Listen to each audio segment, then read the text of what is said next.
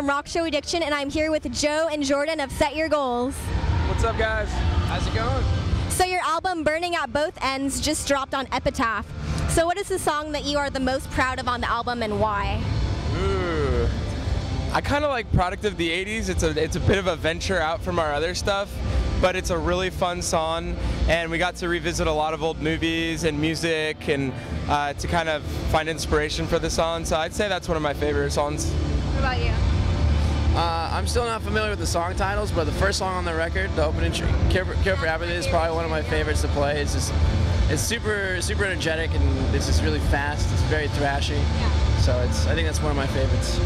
And can you guys explain why you decided to title the album Burning at Both Ends, which comes from a line in the song Happy New Year?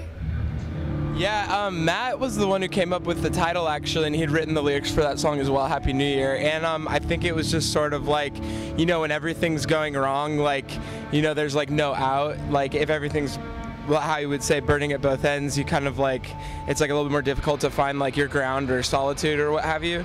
But there's still a way to do so, and I think just by him even having been able to like get that song out there, and people and get the idea of that out there, it kind of helps to sort of extinguish things, if you will, and kind of like bring you back to where you were, make things like level them out, make them okay again.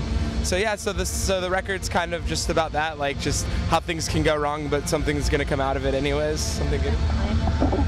Other bands come and go from Warped Tour, and you aren't asked to come back. I mean, most bands aren't asked to come back every single year like you guys always are. So what does it mean to get the opportunity to play this tour year after year? I think it's pretty cool. I think originally when we first were planning out our year, we didn't really want to do Warped Tour since we did do it. We've done it, you know, pretty regularly over the last like 4 years. But I mean, with the new record coming out, you know, it's a good way to promote the album, and I think Warped Tour as a whole is good for a lot of newer up-and-coming bands, or just bands in general, because it's like, you know, there's so many different types of people that are coming to Warped Tour. You know, some are here to see one band, some are here to see all of them, but, you know, a lot of the times kids will stay at one stage and stuff like that, and, you know, it's like, you know, we come on, you know, and, you know, kids that are here to see a band like, say, Acacia Strain, they've never heard us before, and we go on right before them or right after them, you know, it's like, oh, cool, set your goals, you know. But I think Warped Tour is a good way to expose your band, definitely. So what is something you would never do on Warped Tour? Something I would never do on Warped Tour is copy my laminate and try and sell it to someone.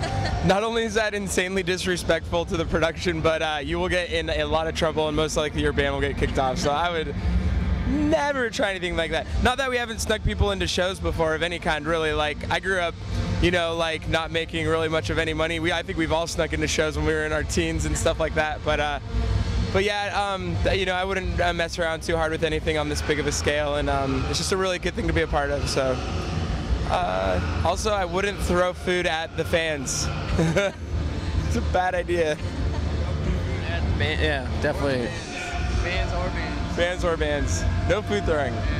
Only in catering is it allowed. There hasn't been a food fight at all. I'm surprised there hasn't. I think we should. I think it'd be worth it. We'd probably get kicked off, but it might be cool. Okay, so in Illuminated Youth, you talk about fans and concerts and kind of living in the moment and letting a show kind of block out the stress of life. So can you talk a little bit more about that song and why you decided to write that, or what message you want to get across to your fans while you're performing?